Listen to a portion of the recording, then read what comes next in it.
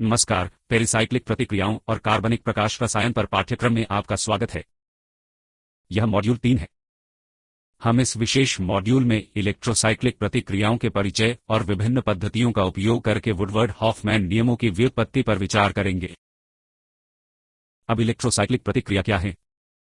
Electrocyclic प्रतिक्रियाएं या तो एक असाइक्लिक संयुग्मित पॉलीन प्रणाली का चक्रीयकरण या एक चक्रीय संयुग्मित पॉलीन प्रणाली का रिंग ओपनिंग है।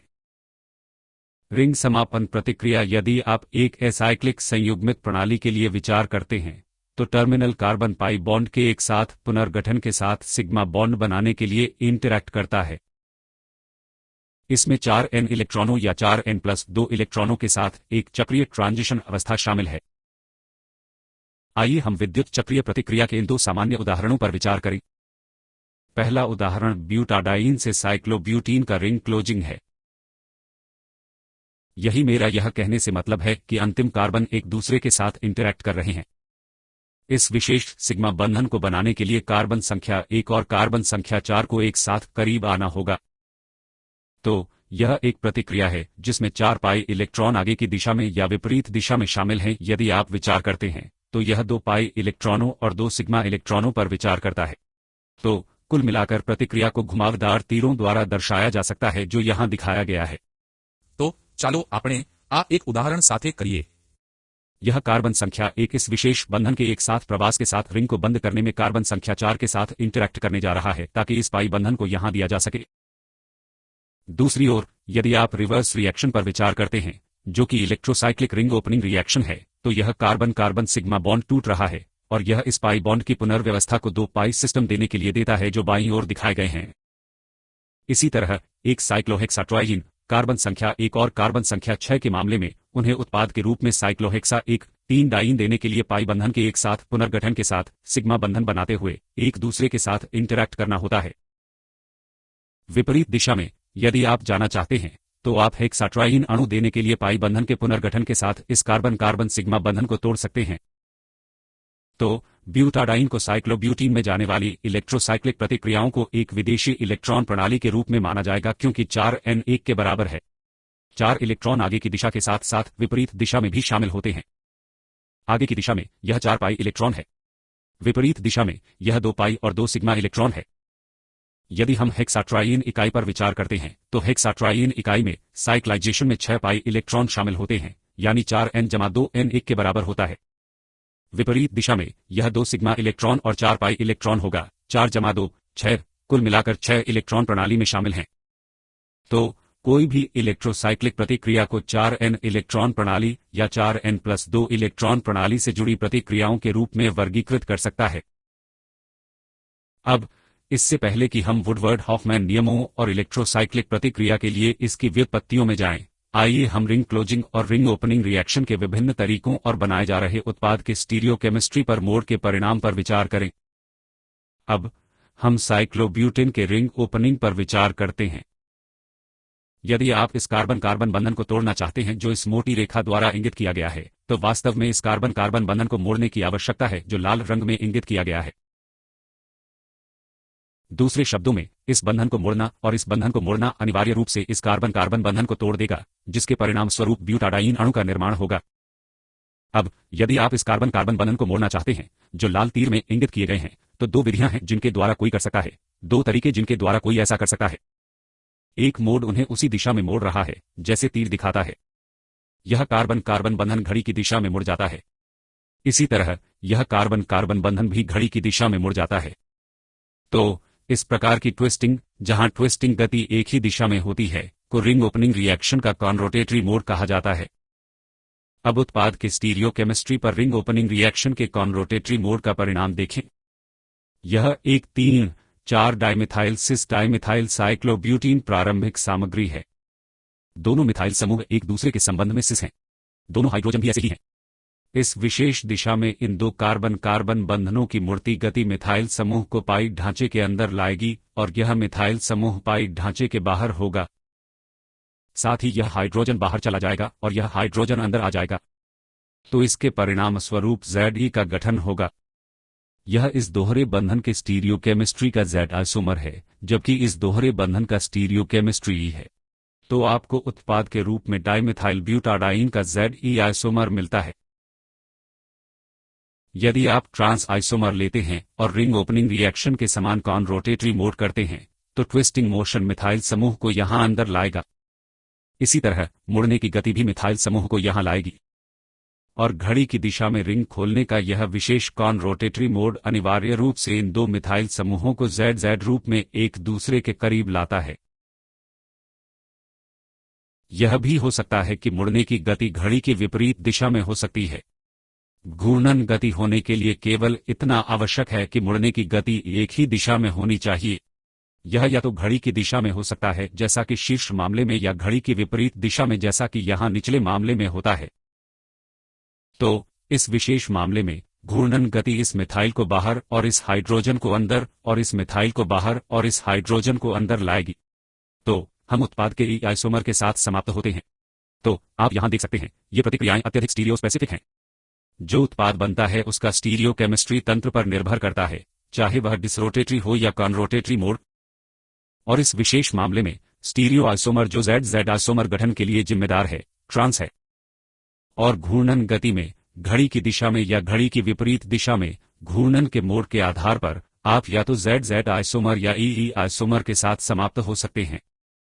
तो इस विशेष स्लाइड में जो महत्वपूर्ण है वह यह है कि ट्विस्टिंग मोशन कॉनरोटेटरी तरीके से हो सकती है, या तो घड़ी की दिशा में या घड़ी की विपरीत दिशा में, जिसका परिणाम उस उत्पाद के स्टीरियो केमिस्ट्री में होगा जो प्रारंभिक सामग्री के स्टीरियो केमिस्ट्री पर निर्भर करता है। अब क्या होगा यदि ये दोनों बंधन विपरीत दिशा में मुड़े हुए हैं? आप फिर से डाइमिथाइल आइसोमर का उदाहरण लेते हैं, जो स्वयं साइक्लोब्यूटीन का ट्रांस आइसोमर है। कोई भी इस बंधन को घड़ी की विपरीत दिशा में मोड़ सकता है, इस बंधन को घड़ी की विपरीत दिशा में मोड़ सकता है। तो वे वास्तव में विपरीत दिशा में मुड़ते हैं, और इस तरह के घूर्णन को रिंग ओपनिंग रिएक्शन की डिसरोटेटरी मोशन कहा जाता है। तो यह अनिवार्य रूप से हाइड्रोजन को बाहर और मिथाइल को अंदर, हाइड्रोजन को बाहर और मिथाइल को अंदर लाएगा। इस स्थिति में मिथाइल बाहर चला जाएगा और हाइड्रोजन अंदर आ जाएगा। आप यहां देख सकते हैं कि हाइड्रोजन अंदर है और मिथाइल यहां बाहर है। तो ट्रांस आइसोमर उत्पाद का Ze आइसोमर देता है, जो घूर्णन गति है। घूर्णन गति या तो अंदर या बाहर की ओर हो सकती है। आप यहां देख सकते हैं कि यह बाहरी विघटनकारी गति है और यह अनिवार्य रूप से आंतरिक विघटनकारी गति है। तो इसका फिर से एक परिणाम होगा कि क्या Z स्टीरियो केमिस्ट्री या ई स्टीरियो केमिस्ट्री प्राप्त करना है। दो लाल बंधनों या सिग्मा बंधनों की मुड़ती गति, रिंग को खोलने के लिए विपरीत दिशा में दो लाल सिग्मा बंधन। एक बंधन घड़ी की दिशा में मुड़ा हुआ है, दूसरा बंधन घड़ी की विपरीत दिशा में मुड़ा हुआ है। इस तरह की घूर्णन गति को डिसरोटेटरी गति के रूप में जाना जाता है। घूर्णन गति के मामले में प्रतिक्रियाएं प्रकृति में अत्यधिक स्टीरियो स्पेसिफिक होती हैं। प्रारंभिक सामग्री के स्टीरियो केमिस्ट्री और होने वाले घूर्णन के प्रकार के आधार पर इस विशेष मामले में उत्पाद के स्टीरियो केमिस्ट्री को निर्धारित या भविष्यवाणी की जा सकती है। ஒன்று நிச்சயமாக இது ஒரு அளவுகோல் செயல்முறை.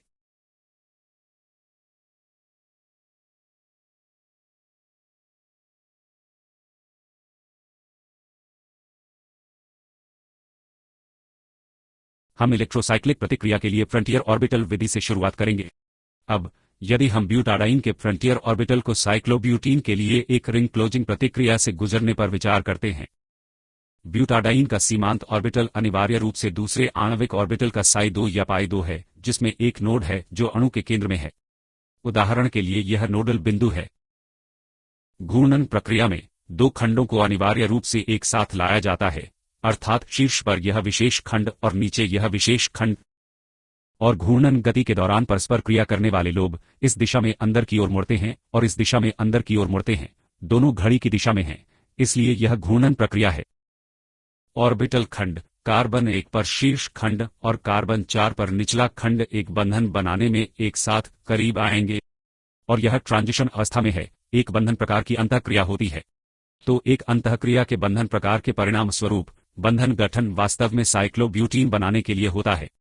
तो यह एक रोवर ऊर्जा ट्रांजिशन अवस्था मार्ग होगा, क्योंकि ट्रांजिशन अवस्था में आपके पास एक ऑर्बिटल अंतःक्रिया होती है जो एक अंतःक्रिया के बंधन प्रकार की ओर ले जाती है।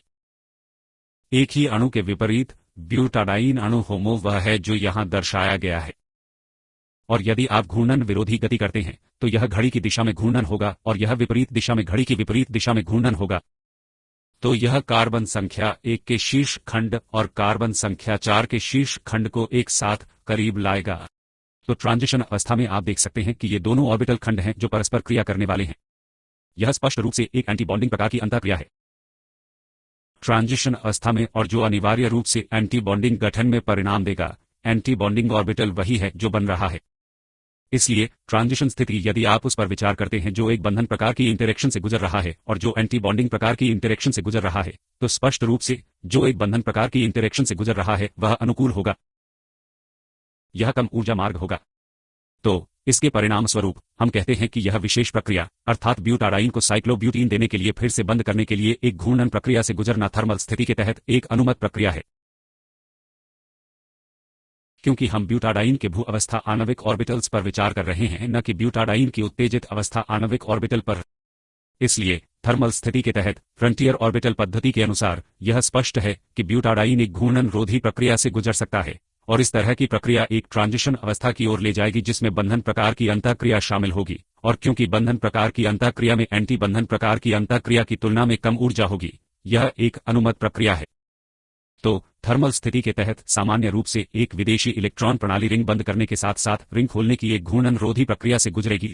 आप उसी चीज का विपरीत दिशा में भी विश्लेषण कर सकते हैं और आप उसी निष्कर्ष पर आ सकते हैं कि रिंग बंद करने और रिंग खोलने में अनिवार्य रूप से इसी तरह का वुडवर्ड हॉफमैन नियम होगा। इसलिए तापीय स्थिति में एक विदेशी इलेक्ट्रॉन विद्युत चक्रण के लिए घूर्णन विच्छेद प्रक्रिया एक निषिद्ध प्रक्रिया या एक अस्वीकृत प्रक्रिया है। अब हम 6 इलेक्ट्रॉन प्रणाली पर विचार करते हैं। यह होमो का साई 3 होगा जो हेक्साट्राइन का साई 3 है। ग्राउंड स्टेट इलेक्ट्रॉनिक विन्यास, यह हेक्साट्राइन का उच्चतम अधिकृत आणविक ऑर्बिटल होगा। अब यदि आप उत्तेजित अवस्था पर विचार करना चाहते हैं तो हमें ब्यूटाडाइन के उत्तेजित अवस्था इलेक्ट्रॉनिक विन्यास, तो यह एक ट्रांजिशन अवस्था का एक बंधन प्रकार होगा। इसके विपरीत यदि आप एक घूर्णन प्रक्रिया करते हैं तो यह लोब अनिवार्य रूप से कार्बन संख्या 6 में निचले लोब के साथ इंटरैक्ट करेगा। तो ट्रांजिशन अवस्था में ये दोनों ऑर्बिटल्स परस्पर क्रिया करेंगे जिससे एक एंटी बॉन्डिंग इंटरैक्शन का निर्माण होगा। जमीनी अवस्था में साई 1 में 2 इलेक्ट्रॉन और साई 2 में 2 इलेक्ट्रॉन होते हैं। तो स्वाभाविक रूप से बंधन चरित्र के साथ ट्रांजिशन अवस्था में एक चरित्र के एंटी बॉन्डिंग प्रकार के साथ ट्रांजिशन अवस्था की तुलना में कम ऊर्जा होगी। तो उसके परिणाम स्वरूप शीर्ष प्रक्रिया जहां 4n+2 इलेक्ट्रॉन प्रणाली, यह अब एक 6 इलेक्ट्रॉन प्रणाली है। 2+2+2 6 इलेक्ट्रॉन प्रणाली एक घूर्णन मोड में विद्युत चक्रण से गुजर रही है। एक तापीय रूप से अनुमत प्रक्रिया है। हम जमीनी अवस्था में तापीय इलेक्ट्रॉनिक विन्यास पर विचार कर रहे हैं। तो यह एक तापीय प्रक्रिया है जिस पर हम विचार कर रहे हैं। अब यदि आप उत्तेजित अवस्था पर विचार करना चाहते हैं तो हमें ब्यूटाडाइन के उत्तेजित अवस्था इलेक्ट्रॉनिक विन्यास पर जाना होगा। जमीनी अवस्था में साई 1 में 2 इलेक्ट्रॉन और साई 2 में 2 इलेक्ट्रॉन होते हैं। उत्तेजित अवस्था में साई 1 में 2 इलेक्ट्रॉन, साई 2 में 1 इलेक्ट्रॉन और साई 3 में 1 इलेक्ट्रॉन होगा। तो साई 3 ब्यूटाडाइन की उत्तेजित अवस्था का होमो या उच्चतम अधिकृत आणविक ऑर्बिटल है, और यह आंकड़ा अनिवार्य रूप से ब्यूटाडाइन की उत्तेजित अवस्था के उच्चतम अधिकृत आणविक ऑर्बिटल का प्रतिनिधित्व कर रहा है। यही बात यहां भी दर्शाई गई है। सबसे पहले हम उस घूर्णन पर विचार करेंगे जो ट्रांजिशन अवस्था में एक अंतःक्रिया के बंधन प्रकार की ओर ले जाता है, और यदि आप एक घूर्णन रोधी प्रक्रिया पर विचार करते हैं जो एक एंटी बॉन्डिंग प्रकार की अंतःक्रिया की ओर ले जाती है। Anti bonding interacting transition state की तुलना में यह ट्रांजिशन स्टेट अधिक अनुकूल ट्रांजिशन स्टेट है। इसलिए उत्तेजित अवस्था में अपवर्तक प्रक्रिया को एक विदेशी इलेक्ट्रॉन प्रणाली के लिए संसाधित करने की अनुमति दी जाती है। तो यह अनिवार्य रूप से हेक्साट्राइन प्रणाली पर भी लागू होता है। हेक्साट्राइन प्रणाली के मामले में साई 4 हेक्साट्राइन का उच्चतम अधिकृत आणविक ऑर्बिटल होगा। तो इस आई 4 में 3 नोड होने चाहिए। आप 3 नोड का निरीक्षण कर सकते हैं। यहाँ एक नोड, कार्बन संख्या 3 और 4 के बीच एक नोड और कार्बन संख्या 5 और 6 के बीच एक नोड। तो 1, 2, 3, 4 और 5, 6 इन बंधनों में इस विशेष आणविक ऑर्बिटल से जुड़े नोडल बिंदु हैं, और घूर्णन प्रक्रिया अनिवार्य रूप से एक ट्रांजिशन अवस्था के बंधन प्रकार की ओर ले जाती है, और घूर्णन प्रक्रिया एक ट्रांजिशन अवस्था के विरोधी बंधन प्रकार की ओर ले जाती है। तो इन सभी से हम सीमांत आणविक ऑर्बिटल पद्धति के आधार पर निष्कर्ष पर आते हैं।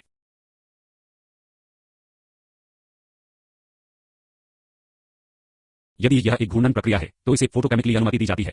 उदाहरण के लिए तापीय प्रक्रिया के लिए जो कुछ भी अनुमत या अस्वीकृत है वह फोटोकेमिकल प्रक्रिया का पूरक होगा, और 4n प्रणाली के लिए जो कुछ भी अनुमत या अस्वीकृत है वह प्रतिक्रिया के दिए गए मोड के लिए 4n+2 प्रणाली का पूरक होगा। यदि यह एक 4n कॉन घूर्णन तापीय रूप से अनुमत है तो यह 4n+ कॉन घूर्णन के माध्यम से तापीय रूप से वर्जित होगा। इसलिए यदि आप इस वुडवर्ड हॉफमैन नियम को पूरी तरह से समझते हैं तो आप इसे इलेक्ट्रोसाइक्लिक प्रतिक्रिया पर लागू कर सकेंगे और वुडवर्ड हॉफमैन नियमों का उपयोग करके अनुमानित स्टीरियोकेमिकल प्रक्रियाओं के संदर्भ में इलेक्ट्रोसाइक्लिक प्रतिक्रिया का विश्लेषण कर सकेंगे। अब हम ऑर्बिटल समरूपता सहसंबंध पद्धति की ओर मुड़ते हैं। सबसे पहले हमें यह पहचानने की आवश्यकता है कि इलेक्ट्रोसाइक्लिक रिंग क्लोजिंग रिएक्शन के डिसरोटेटरी और कॉन रोटेटरी मोड के लिए किस समरूपता तत्व का उपयोग करने की आवश्यकता है। अब घूर्णन प्रक्रिया में इस ऑर्बिटल को अंदर की ओर धकेल दिया जाता है, इस ऑर्बिटल को भी अंदर की ओर धकेल दिया जाता है। तो ट्रांजिशन अवस्था के आसपास यह दो आणविक ऑर्बिटल्स का अभिविन्यास या घूर्णन प्रक्रिया में आणविक ऑर्बिटल्स के खंड होंगे। घूर्णन प्रक्रिया में क्योंकि घूर्णन एक ही दिशा में हो रहा है, यह दो आणविक कक्षीय खंडों की ट्रांजिशन अवस्था में अभिविन्यास होगा, उदाहरण के लिए ट्रांजिशन अवस्था में। इसलिए यदि आप लागू करते हैं, उदाहरण के लिए यहां समरूपता प्रचालक सिग्मा, तो सिग्मा प्रारंभिक बिंदु में मौजूद है, सिग्मा एक संरचना के ट्रांजिशन अवस्था प्रकार में भी मौजूद है जहां यह यहां पर परावर्तित होता है और यह यहां पर परावर्तित होता है, और सिग्मा उत्पाद के अंतिम बिंदु में भी मौजूद होता है जो एक सिग्मा ऑर्बिटल है जो इस विशेष मामले में किया जा रहा है। जबकि घूर्णन प्रक्रिया में यह एक C2 समरूपता है जो मौजूद है, यह C2 सममित है, यह भी C2 सममित है। यह ढलान यहां आएगी और यह ढलान यहां आएगी, उदाहरण के लिए C2 रोटेशन पर। यदि आप इस विशेष चित्र में C2 रोटेशन को संचालित करने की अनुमति देते हैं तो आप एक समान चित्र का उत्पादन करेंगे और अनिवार्य रूप से उत्पाद अवस्था में भी एक C2 समरूपता मौजूद है। इसलिए यदि आप घूर्णन रहित स्थिति के तहत एक विद्युत चक्रीय प्रतिक्रिया का विश्लेषण करना चाहते हैं तो सिग्मा का उपयोग समरूपता प्रचालक के रूप में करना चाहिए, और यदि कोई विद्युत चक्रीय प्रतिक्रिया की सघूर्णन प्रक्रिया का विश्लेषण करना चाहता है तो उसे विश्लेषण के लिए समरूपता संचालन के रूप में C2 संचालन का उपयोग करना चाहिए। अब आइए हम पहले ब्यूटाडाइन को साइक्लोब्यूटीन में जाने पर विचार करें, और मैं इस प्रक्रिया को एक संयोगकारी प्रक्रिया के रूप में परिभाषित कर रहा हूं। तो स्वाभाविक रूप से मैं समरूपता के C2 अक्ष को समरूपता तत्व के रूप में लूंगा जो यहां मौजूद है। अब ब्यूटाडाइन के प्रारंभिक आणविक ऑर्बिटल्स को बाईं ओर लिखा जाता है। ब्यूटाडाइन अणु के psi1, psi2, psi3 और psi4, इसे पाई 1, पाई 2, पाई 3 और पाई 4 के रूप में दर्शाया गया है। यह सबसे अधिक अधिकृत आणविक ऑर्बिटल है, यह सबसे कम रिक्त आणविक ऑर्बिटल है। यदि हम उत्पाद पर विचार करते हैं तो जो दो बंधन बनते हैं उनमें से एक सिग्मा बॉन्ड है, इसलिए हम सिग्मा और सिग्मा स्टार पर विचार करेंगे। दूसरा एक पाई बॉन्ड है जो एक नवगठित पाई बॉन्ड है, इसलिए हम पाई और पाई स्टार पर विचार करेंगे। ऑर्बिटल सहसंबंध सममिति सहसंबंध विधि को करने में किसी को बढ़ती ऊर्जा के साथ ऑर्बिटल को व्यवस्थित करने की आवश्यकता होती है। यह psi1 है और यह psi4 है। तो बढ़ती ऊर्जा स्तर psi1, psi2, psi3 और psi4 बढ़ती ऊर्जा स्तर है। इसी तरह यदि आप बाएं हाथ दाहिने हाथ की ओर विचार करते हैं तो यह एक सिग्मा आणविक ऑर्बिटल है जो सबसे कम ऊर्जा है, फिर पाई, पाई तारा और अंत में आणविक ऑर्बिटल का सिग्मा तारा आता है। अब हम इस बाईं ओर के आणविक ऑर्बिटल पर C2 ऑपरेशन करना शुरू करते हैं। यह आणविक ऑर्बिटल स्पष्ट रूप से घूर्णन के C2 अक्ष के संबंध में सममित विरोधी है, क्योंकि यदि आप ऐसा करते हैं तो C2 अक्ष अणु के केंद्र से गुजर रहा है जो एक सूचक है जो उदाहरण के लिए अब दिखाई दे रहा है, और यह वह हिस्सा है जहां आपके पास नोडल बिंदु है। तो अनिवार्य रूप से C2 अक्ष C2 और C3 कार्बन के मध्य बिंदु से गुजर रहा है। इसलिए यदि आप एक समरूपता ऑपरेशन C2 ऑपरेशन करते हैं तो सभी छायांकित लोब नीचे आ जाएंगे और सभी बिना छायांकित लोब शीर्ष पर आ जाएंगे। तो यह खुद को पुनः उत्पन्न नहीं कर रहा है। तो यह C2 ऑपरेशन के साथ एंटी सिमेट्रिक है। यदि आप ब्यूटाडाइन के आणविक ऑर्बिटल के psi2 में C2 ऑपरेशन करते हैं तो दोनों छायांकित भाग अनिवार्य रूप से एक दूसरे के संबंध में स्थान का आदान प्रदान करेंगे। तो यह परिणाम है, यह खुद को पुनः उत्पन्न करेगा। चित्र को पुनः प्रस्तुत किया जाएगा। तो यह C2 ऑपरेशन के संबंध में सममित है। psi3 सममित विरोधी होगा और psi4 सममिति संचालन के संबंध में फिर से सममित होगा। अब यदि हम सिग्मा आणविक ऑर्बिटल पर C2 संचालन पर विचार करते हैं तो यह सममित है। यदि यह एक पाई आणविक ऑर्बिटल है तो यह सममिति विरोधी है। पाई स्टार आणविक ऑर्बिटल, यह सममित है, और यह सिग्मा स्टार आणविक ऑर्बिटल है जो C2 ऑपरेशन के संबंध में सममित विरोधी है। आपको केवल अणु को 180 डिग्री से घुमाना है और देखना है कि आप उसी आणविक ऑर्बिटल चित्र को पुनः उत्पन्न करते हैं या नहीं। इस विशेष मामले में उदाहरण के लिए यदि मैं इस दिशा में एक C2 ऑपरेशन करता हूं तो छायांकित लोब नीचे आ जाएगा और बिना छायांकित लोब शीर्ष पर आ जाएगा। तो यह खुद को पुनः उत्पन्न नहीं करेगा, इसका व्युत्क्रम होगा। तो उसके परिणामस्वरूप यह उस विशेष ऑपरेशन के संबंध में एंटी सिमेट्रिक है जो किया जा रहा है। इसलिए हमने इस आणविक ऑर्बिटल को C2 के संबंध में सममित विरोधी, C2 के संबंध में सममित विरोधी, C2 के संबंध में सममित विरोधी और बाईं ओर C2 के संबंध में सममित और C2 के संबंध में सममित, C2 के संबंध में सममित विरोधी, C2 के संबंध में सममित विरोधी, C2 के संबंध में सममित विरोधी, C2 के संबंध में सममित विरोधी और दाहिने हाथ की ओर जो इस अणु का उत्पाद पक्ष है के रूप में पहचाना है। अब यदि आप समरूपता सहसंबंध को देखते हैं तो हमें सबसे कम ऊर्जा से शुरू करने के साथ पहले उसी समरूपता के ऑर्बिटल्स को सहसंबंधित करना होगा। तो आइए हम इस ऑर्बिटल से शुरू करें जो एंटी सिमेट्रिक है। यह समरूपता सहसंबद्ध है। प्रारंभिक बिंदु के आणविक ऑर्बिटल का पाई एक समरूपता साइक्लोब्यूटीन के पाई आणविक ऑर्बिटल से सहसंबद्ध है। तो इन दोनों में समान समरूपता है, इसलिए वे सहसंबद्ध हैं। इसी तरह इस आणविक ऑर्बिटल से शुरू करते हुए निकटतम एक जिसमें समान समरूपता है, जो एक सममित आणविक ऑर्बिटल है, वह psi2 है। तो सिग्मा psi2 से सहसंबद्ध है और फिर आपके पास गैर बंधन होमोलुमो अंतर है। फिर यह आणविक ऑर्बिटल इसके साथ सहसंबद्ध है और यह आणविक ऑर्बिटल उदाहरण के लिए psi4 के साथ सहसंबद्ध है। तो आप जो देखते हैं वह प्रारंभिक आणविक ऑर्बिटल का ज्वीनीय अवस्था में ही उत्पाद आणविक ऑर्बिटल में परिवर्तन है, जहां समरूपता संरक्षण हो रहा है। ಇದನ್ನು ಅನುಕರಿಸಲು ಮತ್ತು ಹೆಚ್ಚಿನ ಶಕ್ತಿಯ ಪರಿವರ್ತನೆಯ ಸ್ಥಿತಿಯು ಡೈಯೋಲ್ ಅಥವಾ ಟೆಟ್ರಾಹೈಡ್ರಲ್ ನಂತೆ ಕಾಣುತ್ತದೆ. तो यह समरूपता यहाँ संरक्षित है और यह समरूपता यहाँ संरक्षित है।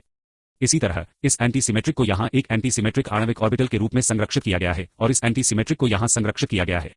दूसरे शब्दों में ज्वीनीय अवस्था में सभी आणविक ऑर्बिटल अनिवार्य रूप से सममित सहसंबद्ध हैं और एंटी बॉन्डिंग स्तरों में सभी आणविक ऑर्बिटल भी एक दूसरे के संबंध में सममित सहसंबद्ध हैं।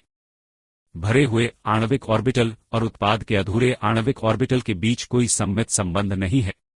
दूसरे शब्दों में होमोलुमोगाम का कोई पार नहीं है। तो अनिवार्य रूप से तापीय स्थिति के तहत यह एक अनुमत प्रक्रिया है। तो एक विदेशी इलेक्ट्रॉन प्रणाली के लिए सहघूर्णन प्रक्रिया, क्योंकि समरूपता सहसंबंध ग्राउंड स्टेट इलेक्ट्रॉनिक विन्यास के भीतर होता है, उत्पाद के भरे हुए आणविक ऑर्बिटल के लिए प्रारंभिक सामग्री के सभी भरे हुए आणविक ऑर्बिटल, आप कहेंगे कि यह एक सहघूर्णन प्रक्रिया है, एक तापीय रूप से अनुमत प्रक्रिया है। समान विश्लेषण किया जा सकता है, उदाहरण के लिए समरूपता संचालन के संबंध में, जो कि अपवर्तक समरूपता संचालन है। यहां हम C2 ऑपरेशन पर विचार करते हैं, जो कि कॉनरोटेटरी C2 ऑपरेशन है। यदि आप विघटनकारी प्रक्रिया करना चाहते हैं तो यह एक सिग्मा है। अब हम इस पर विचार करते हैं। उदाहरण के लिए साइक्लोहेक्साडाइन देने के लिए साइक्लोहेक्साडाइन साइक्लाइजेशन से गुजर रहा है। दूसरे शब्दों में उत्पाद के रूप में साइक्लोहेक्सा एक 3 डाइन देने के लिए 135 हेक्साट्राइन चक्रण से गुजर रहा है। ये प्रारंभिक पदार्थ के 6 आणविक ऑर्बिटल हैं, अर्थात हेक्साट्राइन। उत्पाद में यदि आप देखते हैं तो एक सिग्मा बॉन्ड बनता है और पुनर्गठन के परिणाम स्वरूप ब्यूटाडाइन प्रणाली के रूप में 2 पाई बॉन्ड होते हैं। तो यह सिग्मा और सिग्मा तारा है जिसमें सबसे अधिक ऊर्जा है। बीच में अनिवार्य रूप से आपके पास हेक्साडाइन एक 3 डाइन के अनुरूप एक ब्यूटाडाइन आणविक ऑर्बिटल चित्र है जो अनिवार्य रूप से ब्यूटाडाइन के समान है। तो आप इस विशेष मामले में हेक्सा एक 3 ट्राइन अणु के लिए ब्यूटाडाइन के उन चित्रों को सहसंबंधित करते हैं। अब सिग्मा ऑपरेशन के संबंध में यदि हम विचार करते हैं तो यह इसके संबंध में सममित है। सिग्मा एक समतल है जो कार्बन संख्या 1 और 6 के बीच की जगह को द्विभाजित कर रहा है और कार्बन संख्या 3 और 4 के मध्य बिंदु से गुजर रहा है। इन 2 कार्बन और इन 2 कार्बन के बीच के मध्य बिंदु के बीच का यह मध्य बिंदु, जो कि एक समरूपता तल है जिस पर हम विचार कर रहे हैं, एक दर्पण तल जिस पर हम विचार कर रहे हैं, उस दर्पण तल के संबंध में यह सममित है। इसी तरह सिग्मा ऑर्बिटल भी दर्पण तल के संबंध में सममित है, इसलिए वे एक दूसरे के संबंध में ज्वीनीय अवस्था में ही सहसंबद्ध हैं। अब यह आणविक ऑर्बिटल सिग्मा तल के संबंध में सममित विरोधी है और इसलिए इसे सममित विरोधी के लिए प्रतीक है, सममित के लिए S लिखा जाता है। यह विशेष आणविक ऑर्बिटल सिग्मा तल के संबंध में सममित है। यह सिग्मा तल के संबंध में सममिति विरोधी है। सिग्मा तल के संबंध में psi5 सममित है और सिग्मा तल के संबंध में psi6 अंत में सममित विरोधी है। यदि हम सिग्मा स्टार आणविक ऑर्बिटल पर विचार करते हैं जो उच्चतम ऊर्जा आणविक कक्षीय है, तो सिग्मा सममित विरोधी है। अगला जो psi4 सममित विरोधी है, psi3 सममित विरोधी है, psi2 सममित विरोधी है, psi1 प्रकृति में सममित है।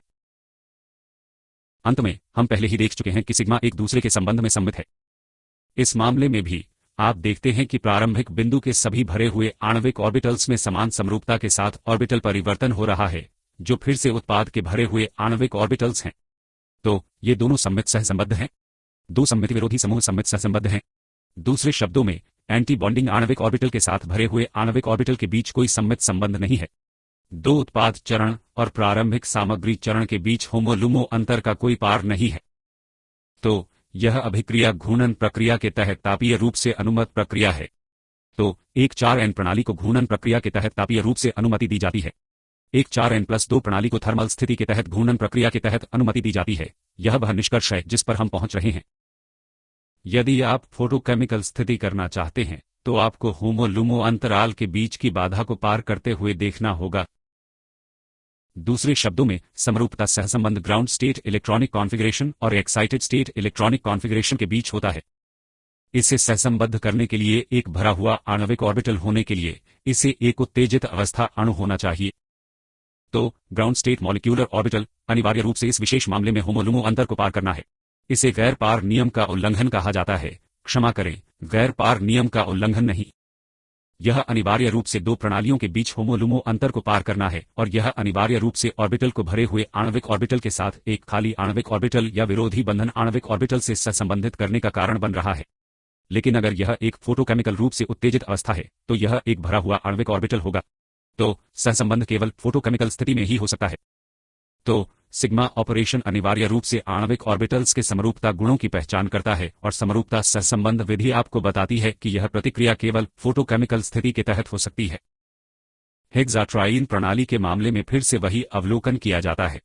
आप यहां देख सकते हैं कि समरूपता का एक पार है। होमोलुमा अंतराल या गैर बंधे स्तर के संबंध में सहसंबंध। तो यह क्रॉसिंग अनिवार्य रूप से आपको बताती है कि ग्राउंड स्टेट में इलेक्ट्रॉनिक कॉन्फ़िगरेशन इस विशेष मामले में उत्तेजित अवस्था अणु से सहसंबद्ध है। इसलिए यह प्रतिक्रिया केवल फोटोकेमिकल स्थिति में ही हो सकती है। अंत में, आइए हम ट्रांजिशन अवस्था एरोमेटिसिटी विधि के माध्यम से इन प्रतिक्रियाओं का विश्लेषण करें। यदि यह एक घूर्णन प्रक्रिया है तो आपके पास इस तरह के इलेक्ट्रॉनों का एक निरंतर लूप होने जा रहा है जो एक 4n इलेक्ट्रॉन प्रणाली या 4 इलेक्ट्रॉन प्रणाली है। यह एक हकल प्रकार 4 इलेक्ट्रॉन प्रणाली है जिसमें ट्रांजिशन अवस्था के संबंध में एक एंटी एरोमेटिक चरित्र है। अब यदि आप घूर्णन प्रक्रिया पर विचार करते हैं तो यह एक शीर्ष लोब है जो इस विशेष मामले में स्पष्ट रूप से दिखाई देने वाले एक नोडल बिंदु के साथ निचले लोब के साथ बातचीत करने वाला है। यहाँ यह इलेक्ट्रॉनों का एक निरंतर लूप है 4 इलेक्ट्रॉन प्रणाली। तो यह एक हकल प्रकार का लूप है जबकि यह एक व्युत्क्रम के साथ है। तो यह एक लूप का एक मोबियस प्रकार है 4 इलेक्ट्रॉन प्रणाली। तो अंतःक्रिया की स्थल विज्ञान ऐसी है कि यह एक 4 इलेक्ट्रॉन प्रणाली है जिसके चारों ओर एक मोबियस है, इसलिए यह एक एरोमेटिक प्रणाली है। तो यह थर्मल स्थिति के तहत एक अनुमत प्रक्रिया होगी जबकि थर्मल स्थिति के तहत यह एक अस्वीकृत प्रक्रिया होगी जो हम इस मामले में कर रहे हैं। तो हमने इस विशेष मॉड्यूल में जो देखा है वह इलेक्ट्रोसाइक्लिक प्रतिक्रिया की परिभाषा है, इलेक्ट्रोसाइक्लिक प्रतिक्रिया का परिचय और इलेक्ट्रोसाइक्लिक प्रतिक्रिया के विभिन्न तरीकों और परिणामी स्टीरियो केमिस्ट्री पहलू को कॉन रोटेटरी प्रक्रिया और डिसरोटेटरी प्रक्रिया के संदर्भ में देखते हुए इलेक्ट्रोसाइक्लिक प्रक्रियाओं की स्टीरियो स्पेसिफिकता को परिभाषित करते हैं। और फिर हम 3 अलग अलग तरीकों से ब्यूटाडाइन प्रणाली और हेक्साडाइन प्रणाली पर विचार करते हैं, अर्थात फ्रंटियर मॉलिक्यूलर ऑर्बिटल विधि, सममित सहसंबंध विधि के साथ साथ ट्रांजिशन अवस्था एरोमेटिक विधि द्वारा, और इस निष्कर्ष पर पहुंचे कि तापीय स्थिति के तहत 4n इलेक्ट्रॉन प्रणाली को घूर्णन प्रक्रिया के तहत अनुमति दी जाएगी और इसके विपरीत 4n+2 इलेक्ट्रॉन प्रणाली होगी जो घूर्णन मोड के तहत तापीय विद्युत चक्रीय प्रतिक्रिया से गुजर रही होगी। अब हमारे पास संख्या है, हमें उन इलेक्ट्रॉनों की संख्या को गिनना होगा जो विद्युत चक्रीय प्रतिक्रिया में होने की अनुमति है और रासायनिक प्रणाली जो विद्युत चक्रीय प्रतिक्रिया से गुजरने में सक्षम है। तो यह एक रासायनिक प्रणाली है जो इलेक्ट्रोसाइक्लिक प्रतिक्रिया तालिका से गुजरती है जो यहां दी गई है। यदि हम एक साइक्लोप्रोपाइल कैटायन को एलाइल कैटायन में पुनर्व्यवस्थित करने पर विचार करते हैं जो एक इलेक्ट्रोसाइक्लिक रिंग ओपनिंग रिएक्शन है जिसमें 2 इलेक्ट्रॉन शामिल हैं जो साइक्लोप्रोपाइल कैटायन के 2 पाई इलेक्ट्रॉन हैं। यदि हम विचार करते हैं उदाहरण के लिए साइक्लोप्रोपाइल एनायन एलाइल एनायन वलय के उद्घाटन के लिए जा रहा है तो यह एक 4 इलेक्ट्रॉन प्रणाली होगी। एनायन में 2 इलेक्ट्रॉन अतिरिक्त होंगे इसलिए यह 2+2 4 इलेक्ट्रॉन प्रणाली होगी। यदि हम साइक्लोपेंटाडाइनाइल एनायन पर विचार करते हैं उदाहरण के लिए यह एक 6 इलेक्ट्रॉन प्रणाली है जो पेंटाडाइनाइल एनायन में जा रही है। दूसरी ओर साइक्लोपेंटाडाइनाइल कैटायन एक 4 इलेक्ट्रॉन प्रणाली होगी जो एक पेंटाडाइनाइल कैटायन रिंग ओपनिंग से गुजरती है। तो हम अगले मॉड्यूल में इलेक्ट्रोसाइक्लिक रिंग क्लोजिंग या रिंग ओपनिंग से गुजरने वाली इस प्रकार की प्रत्येक रासायनिक प्रणाली के विशिष्ट उदाहरण देखेंगे। आपके दयालु ध्यान के लिए बहुत बहुत धन्यवाद।